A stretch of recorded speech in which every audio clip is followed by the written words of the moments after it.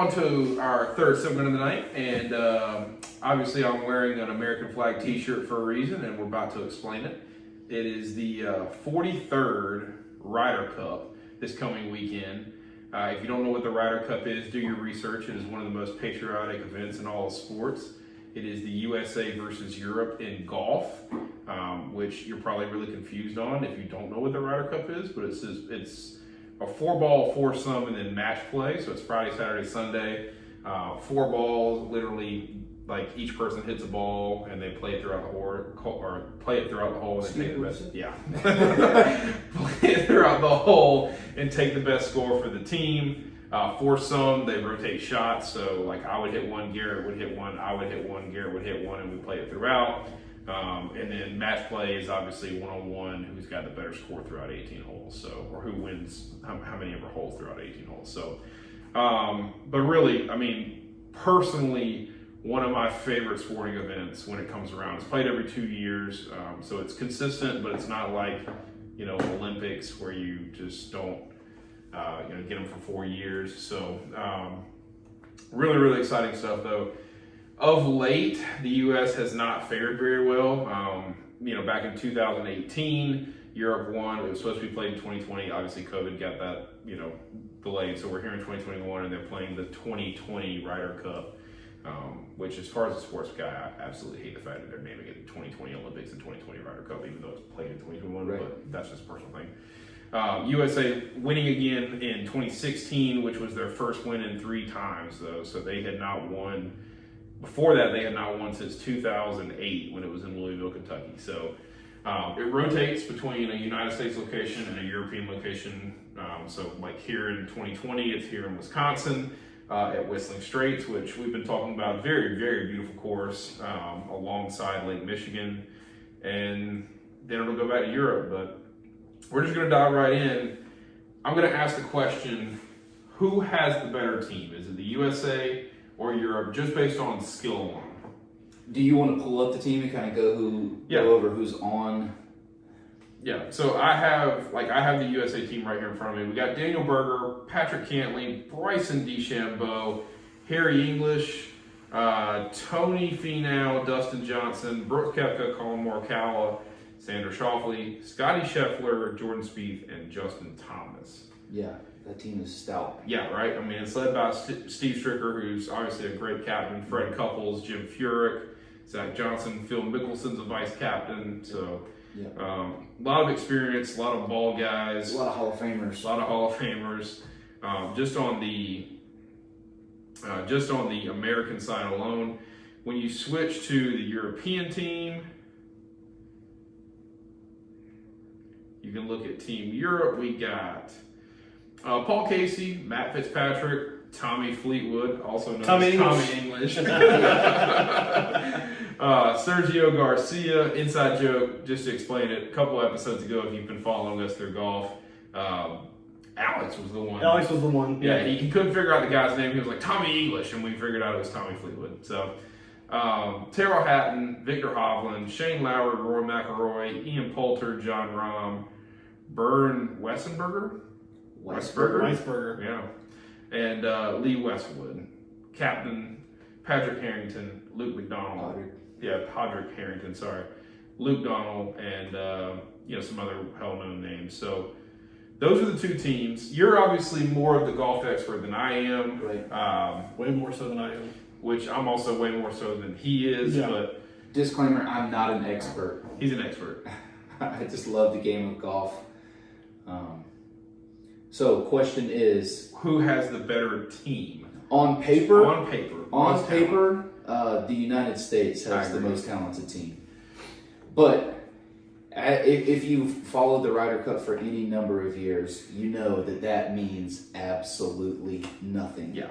And that the European team knows how to show up in the Ryder Cup, and they play this format extremely well, and so these guys are deadly. They're dangerous. Yeah. I actually would probably agree with you. Did you have an opinion between the 2 names? I know you don't follow golf. I don't follow golf. Yeah. I mean, I know John Rahm is one of the best in the world, so, but, America's got a couple really good guys in their team as well. Yeah, really well. I know the big one's on Xander Schauffele, so I think Xander Schauffele's going to show up and show out. Yeah, I 100% agree with you. I think on paper, in my opinion, I look at it, I'm like, dude, this USA team is loaded, right? And I said the same thing in 2018. Exactly. I was like, man, this USA team is loaded, and we got blown out 17.5 to 10.5. Exactly. So, by the way, they score points. So, like, whoever wins a match gets a point. If you have a match, you get half a point each team. So, throughout the weekend, you'll end up with somewhere around 29 30 points. points. Yeah. So, but I mean, on paper, like that USA team, really, really loaded. But I mean, you look on this European team, I think this European team is the best I've probably seen in the Ryder Cups that I've been watching in the last 10, 12 years. So, I mean, Victor Hovland is obviously a young star. Roy McIlroy, well-known name. Shane Lowry's won a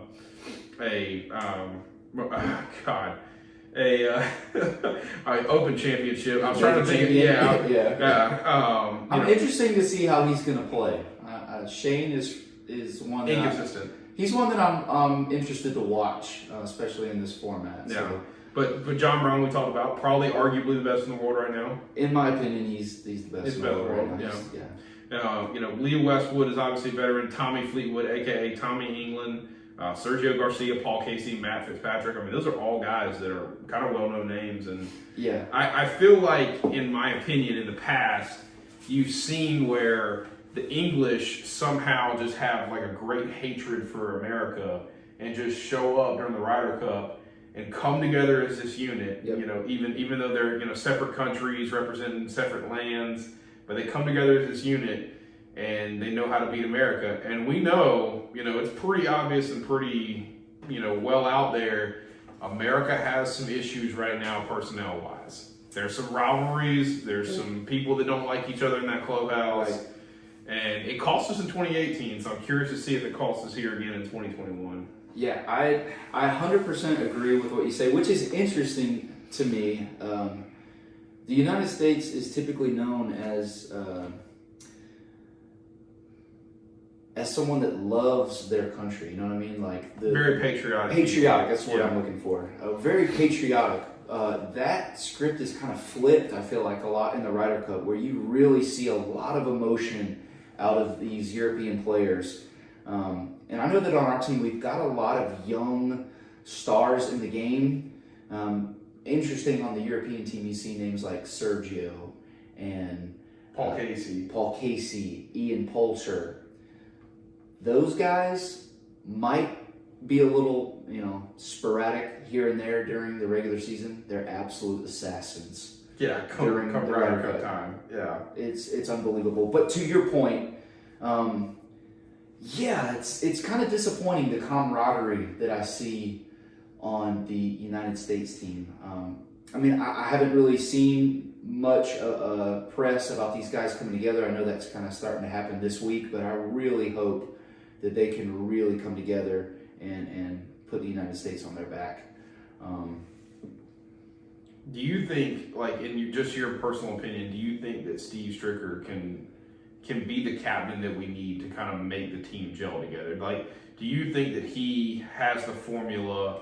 Because I tell you, that the 4 sums and 4 balls, really, really important stuff. I mean, we have not done a great job as an American unit of pairing the right guys together in the past 10 years to get us out there, to get us a team that can win these matchups. Because the 4-ball 4 sum is such a team event.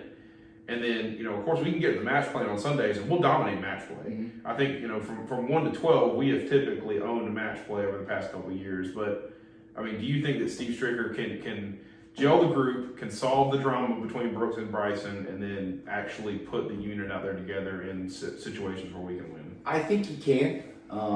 And I think he can because of those co-captains that he has alongside him. I mean, Steve Stricker is no stranger to the Ryder Cup, many Ryder Cup appearances, still playing on tour, so he knows these guys. You know what I mean? He's playing on the Champions Tour, but he's also playing quite often on the PGA Tour, so he's in the trenches with these guys week to week. So I think that he knows them, and hopefully has been continuing to get to know them over the course of the last couple of years as he's putting together this team. So yes, I think he can. Okay. And now you brought some insight on the drama between Bryson and and Brooks. What were you reading or what were you seeing there? Well, this is kind of going into the whole patriotic thing of really pulling together this U.S. team. Brooks Koepka, is a very integral, key part of this team, in my opinion. And he's had some controversial comments coming into the Ryder Cup. I don't know if you've heard about what he has said. I haven't. So give it to me. I have it here. He's in an interview talking about the Ryder Cup. He's quoted as saying, "It's a bit odd, if I'm honest." He said, "I don't want to say it's a bad week. It's just that we're so individualized and everybody has their routine and a different way of doing things. And now it's like we have to have a team meeting at this time or go do something else at another time." I'm kind of paraphrasing here. It's the opposite of what happens during a major week. If I break down a major week, it's much more chill than the Ryder Cup week. He goes on to say, "It's tough. There are times when I'm like, I won my match, I did my job, what else do you want from me? I know how to take responsibility for the shots I hit every week. Now somebody else hits a bad shot and leaves me in a bad spot, and I know that this hole is going to be a loss. That's new, and you have to change the way you think about things. You go from an individual sport all the time to a team sport 1 week a year. It's so far from my normal routine." Okay. I'm interested to hear, especially you, because I know that you're a huge fan of the Ryder Cup. Obviously you're a very patriotic individual, so Yeah. I kind of want to hear your thoughts. It's not dissimilar. Do y'all remember when Roy McIlroy made the comment about how he wasn't excited to play for the Olympic team? Right, yes. Yeah. It's not dissimilar in a sense there. And there's going to be people that feel that way. For my personal opinion, if you don't want to be in the Ryder Cup team, don't be in the Ryder Cup team. We got plenty of other good golfers. Right. Like Brooks Koepka's top 10 American golfer in the world, and I understand that. But, we have other people that can understand it and can get with the program. Brooks has always been like this. People have criticized Brooks for 10 years now about how he only wants to play in the majors and doesn't want to play in the other tournaments because there's not enough cash prize to it. Yep. And that's how Brooks always been. So it doesn't surprise me that Brooks says this. And he's obviously, when he talks about somebody else hitting a bad shot and he's got to get out of it, he's talking about the foursomes match. And if he feels that way, sit him in the foursomes match. Right. You play the 4-ball match, you get to play your ball the whole way down the course, and if you score, you score. And then in the individual matches on Sunday, go win your individual match, And so I think that's fine. There's people that don't like to play with other people, and there's people that just don't get along with other human beings. That's true. And maybe Brooks Koepka is that guy, But if you're going to represent the Ryder Cup team, you need to put that shit behind you, honestly, and you need to get out there and you need to do the best that you can and be the best teammate you can, because it is a team sport. Not that I disagree with him. Golf is a very individualistic sport. Right. You play in the tournaments you want to play in. You show up on Tuesday or Wednesday, whenever you want to show up, start doing your practice rounds, and it's all about you when you get on the course. It is a very individualistic sport, but you can't act like you don't know that the Ryder Cup is a team sport. Like, you've been on the Ryder Cup teams before, right. So either do it or don't do it. But if you're going to do it, put your heart into it and do it 100%. Yeah, I have similar thoughts. I'm not surprised by the comments at all. As a golf fan, it is a little disappointing to hear. Yeah. The Ryder Cup is an age-old tradition in the game of golf, and it is an honor to be selected as a Ryder Cup team member. And I would hope that the guys selected would know that honor, appreciate that honor, and bring that patriotic camaraderie and competition, that competitive nature to this event, because that's what makes the Ryder Cup the Ryder Cup. We love seeing these guys go cutthroat at each other, and then next week be able to shake hands and have a good time playing in a regular event. Yeah. So it's a little concerning, but hopefully, like you said, he's a phenomenal golfer. I think that he'll do well. I think he'll bring value to this team. So hopefully at the end of this thing, he has a moment of clarity like Rory McIlroy did when he talked about the Olympics. He gets done with the Olympics after kind of putting his foot in his mouth, and he says, "It's an incredible event. Yeah, it's awesome." He said we need to be promoting this. Yeah. All the top golfers in the world need to be playing in the Olympics. Yeah, so. It's clear. Like, it's clear that it's the right thing to do. So it just you know, if you ever watched anything Ryder Cup wise, like, so the crowd. So for those that like don't know what the Ryder Cup is, I think one of the most exciting parts about it compared to regular golf is that the crowd gets to be obnoxious. They get to be loud. They get to be cheering. You know, it's not just it's not like when you go to Augusta National and they got the signs up and you get to speak or anything. No cell You know, phones. everybody's wild. Everybody's dressed out in European or American attire. You know, they're all jumping, they're all singing, they're all clapping. We're singing the national anthem here and there, and you know, it's such a patriotic event for both Europe and America that it brings a fan base and it brings fun to it because even you know we've seen Patrick Reed, we've seen Roy McIlroy, we've seen Jordan Spieth get very into the crowd too. I mean, very animated. You know, and they'll be going back and forth with the crowd. They'll be talking crap to the crowd, which you just don't see. You don't see that week to week, right? Yeah. So, talk to me about the course, the straights. I mean, I've never really seen Whistling Straits personally, right?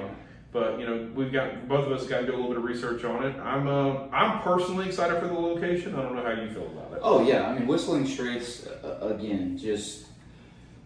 It's one of those courses that is worthy of being the host of the Ryder Cup and major championships. So I think it's an amazing venue. I think it's going to be an interesting venue for these American players. As you mentioned earlier, we've got a Wisconsin course off the coast of Lake Michigan. It's a links style course, which is kind of designed and built to replicate Irish and UK links style golf. Yeah. You've got a ton of wind coming off of that lake. Yeah. So a lot of these guys, even though they've played overseas, they've played open championships, they've played Whistling Straits, you know, in major championships. These European guys, I think, on paper, might have the upper hand on this style of golf course. Okay. Okay. But we have a lot of American golfers who love link style golf and thrive in link style golf. Number one being Jordan Spieth. I really think you're going to see Spieth shine this week. He really does well on link style golf. So I think it's going to be a great Ryder Cup despite the whole situation with the fans. With link style golf, are we talking a little bit more enclosed, not wide open fairways, not even plains, a lot of hills? Oh yeah, very undulated. A lot of the courses that What a big word there. $10 word. A lot of the courses that you'll see on tour throughout the regular season are very manicured courses. Yeah. Link style golf is going to be a very natural course. So the rough that you're going to see here is not going to be manicured rough. It's going to be very natural, heather and very tall reeds. And like I said, it's oceanside. So you hit your ball out of bounds. It's not that it's out of play. It's that it's off a cliff. Yeah. I'm looking at the course now. 8, 7, 3, 4, 13, 12, 16, and 17 are all ocean front holes. Right. So 8 of your 18 there are literally on the waterfront. It's going to be a tough course. I mean, if this tells you anything, you know, most courses name their holes individually. Yeah. Hole 18 at Whistling Straits is named Diabolical. Yeah, it's basically, from what I can see, it's a far occluded tee box that's got to go basically over some trees into a long, I mean, that's got to be a par 5. I mean, it is Right. a long fairway there. I mean, it's definitely a different style of golf than what a lot of these guys are used to. A lot of them are used to bomb and driver, hitting the wedge, having a receptive green, spinning it back towards the hole. Link style golf, greens are usually fast and firm. It's going to be crazy windy. So they're not going to necessarily be able to play just a wedge, get it to stop right on the green. A lot of these guys are going to have to play short of the green, let it run up. I mean, there's just a whole different strategy when it comes to link style golf. Yeah. So, well, I think we've covered a lot of what we wanted to talk about as far as the Ryder Cup, including the history. Obviously, you know, USA trying to get back on top right here after winning in 2016, falling back again in 2018. We've had some bad stretches since 1991 and 93, which was the last time that we've repeated. Europe has pretty much taken 8 of the last 12, so we want to get back on top here. And it's time for predictions. You taking the USA or you taking Europe? I'm excited for Team USA. Just to kind of close on another point, I know Brooks and DeChambeau have been a huge topic when it comes to this. Last week at the Tour Championship, or 2 weeks ago at the Tour Championship, Brooks and Bryson sat down for dinner, sort of buried the hatchet. There's talks of something exciting happening between Brooks and DeChambeau. There's rumors that they could be partnered together on the Ryder Cup. I don't care if they buried the hatchet. I don't want to see that. I think it would be cool to see. It's going to give the telecast people a lot to talk about. But Oh yeah. All that for me to say, I hope that there is some sort of camaraderie building in this U.S. team. I mean, our track record is good on U.S. soil. Got to go with the boys here. I'm picking the U.S. to pull this one out. Okay. Oh God, I've been thinking about this all day long because I'm just wearing what I wear. I want to be I want to pull for USA, but I know how much Europe has dominated this. I like I said earlier, I feel like the team that I've seen from Europe on paper looks really, really good. But at the end of the day, I got to go with the boys in blue, and I'm gonna say this. I think we're gonna do really well in the 4 balls. I think we're gonna probably lose in the 4 sums. I do think we'll end up losing more matches than we'll win in that one. But I got a feeling on Sunday we are gonna come out and we're gonna dominate. I mean, that's what you want to see anyway. Exactly. That's really what you want to see on I really Sunday. think that we're gonna be able, when we get to play as individualistic like Bryson like Brooks Koepka wants. I think we dominate on Sunday. So I'll take the boys in blue. I think it's gonna be a close one though. I mean, I'm talking maybe 14.5, 13.5. It's going to be a close one. Would you want anything else? No, absolutely not. So I'm going to let you pick. You tell me. You're for USA. I have really no idea, but I mean, looking at the track records and knowing that this is more of a European style of golf course, I'll go Europe. Okay. Yeah. Treason! I mean, I have no idea. So No, I respect it's understandable. But the track records, and then this being more so of the style that they play in Europe. I mean, that's what they grew up with. That's what they know and understand. I mean, just playing the odds. Yeah, that's understandable. That's understandable. So I don't know golf like y'all know golf. So yeah. All right. Well, I think we will. We'll go ahead and put a bow on that. Go USA, and we'll recap the Ryder Cup. Come next week.